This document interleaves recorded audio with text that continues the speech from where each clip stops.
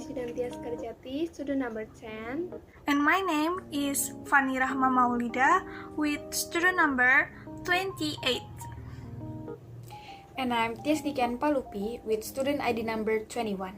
And we are from group 4 and we will give presentation about body with statistic. So let's check this out. So, in general, the body of an essay is made up of one or more paragraphs. Each body paragraph has a topic sentence and several supporting sentences. It may or may not have a concluding sentence. Each body paragraph supports the thesis statement. Usually, in research paper, there are three kinds of supporting details that must be in the body of essay that can support the thesis statement. They are quotation, statistic, and summaries. And our group will be explaining about body with statistics. So, what is statistic? Statistic can be defined as any number that describe a group of objects. It can be numbers, percent, and ratios.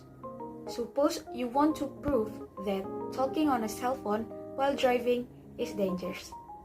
You could go online or to a library and find statistics about the number of traffic accidents that happen when people use cell phones while driving. Use statistic in the same way you use quotation. Use a reporting phrase such as statistic shows that, or statistical data prove that, or a survey of our class shows that. There are some reasons why we use statistics in our paragraph. The first one is some subjects depends on them.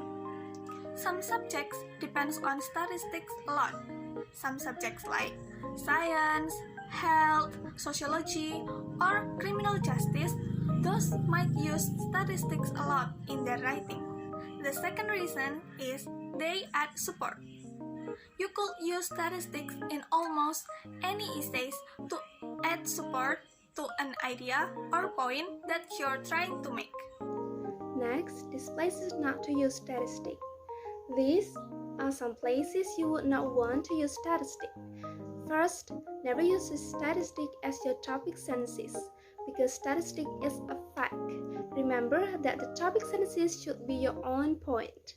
Then you could use statistic to support that point. Second, you also don't want to add a body paragraph with a statistic because after a statistic, you should analyze it in some way and explain it how it relates to your point. Here we have the example of statistic in body paragraph. As you can see, the first sentence is using the reporting phrase. Statistic prove that people find the use of cell phones annoying. And the rest of the sentences are the statistic part.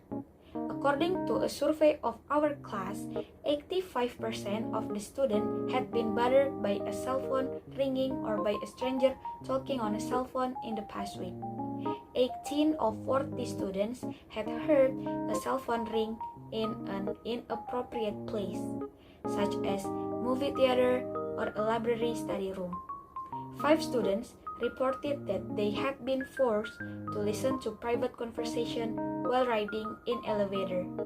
9 list other violation of cell phone etiquette during the past week. Now, let's take a look on how you could write a paragraph using statistics. The first step is topic sentence with your own point.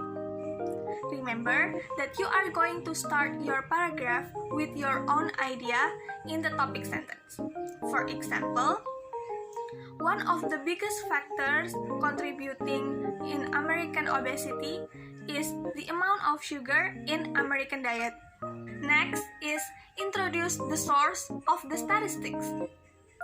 After you state your point, then you could introduce the source of your statistics.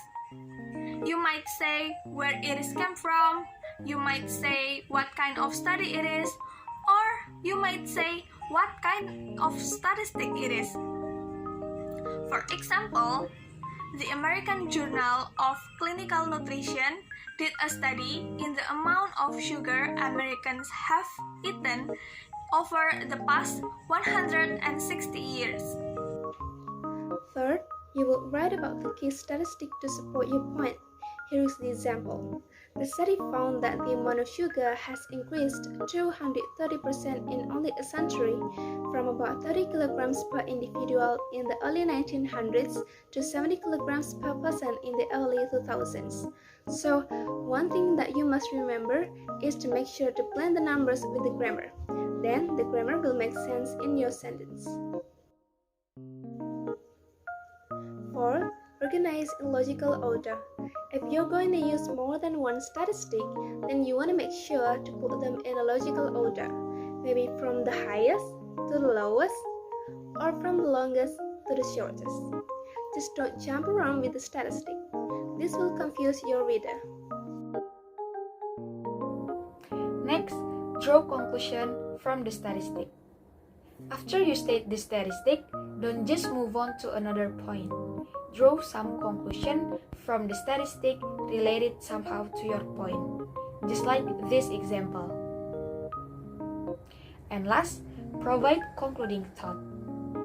Before you move on, provide some other kind of concluding thought. You could develop in inference or recommendation or make a prediction. Just make sure the statistic support the conclusion that you make. Here's the example.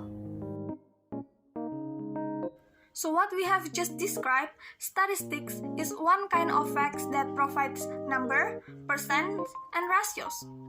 To make a body paragraph with statistics, just make it for short paragraph if you are only have one statistics. But you could also use the same structure to develop a longer paragraph.